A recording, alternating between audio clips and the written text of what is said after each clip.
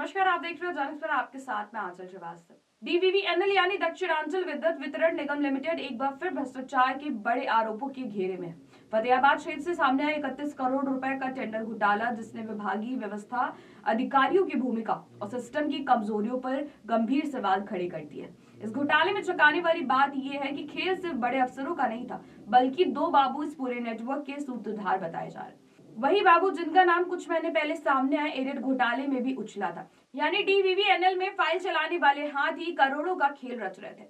सूत्रों के मुताबिक वर्ष 2023-24, 2024-25 और 2025-26 के बिजनेस प्लान के तहत फतेहाबाद क्षेत्र में 81 टेंडर जारी किए गए, लेकिन इन टेंडरों में ना तो प्रक्रिया का पालन हुआ और ना ही सक्षम अधिकारी से अनुमोदन लिया गया। जांच में सामने आया है कि दो बाबू नीरज और सतीश कुमार, 4 अधीक्षण अभियंता जिनमें 2 सेवानिवृत्ति और एक पहले से निलंबित और एक मुख्यालय में तैनात अधिकारी शामिल है, इन सभी ने मिलकर नियमों को ताक पर रख दिया। सबसे गंभीर आरोप यह है कि इन अधिकारियों की मुख्य अभियंता को पूरी तरीके से दरकिनार कर टेंडर जारी किया गया, यानी ना तो फाइल ऊपर गई है और ना ही किसी स्तर पर सही जांच हुई है।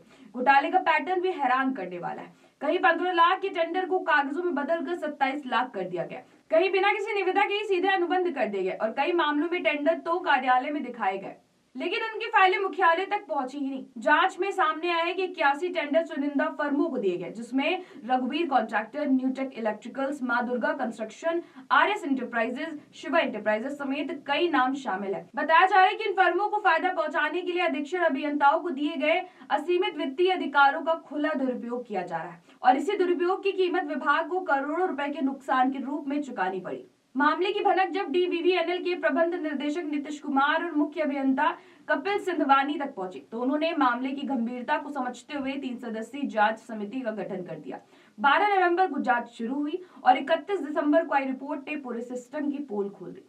रिपोर्ट में चारों अधीक्षण अभियंता, दोनों बाबू और संबंधित फर्मों को दोषी पाया गया। इसके बाद कार्यरत अधिकारियों और बाबू को तत्काल रूप से निलंबित कर दिया गया, जबकि सेवानिवृत्त अभियंताओं के खिलाफ भी कार्रवाई के आदेश दिए गए। मामले को अब कानूनी रूप दे दिया गया। फतेहाबाद थाने में अधीक्षण अभियंता सोमवीर की ओर से तहरीर दी गई है, यानी अब जांच से विभागीय नहीं है बल्कि आपराधिक दिशा में भी आगे बढ़ेगी।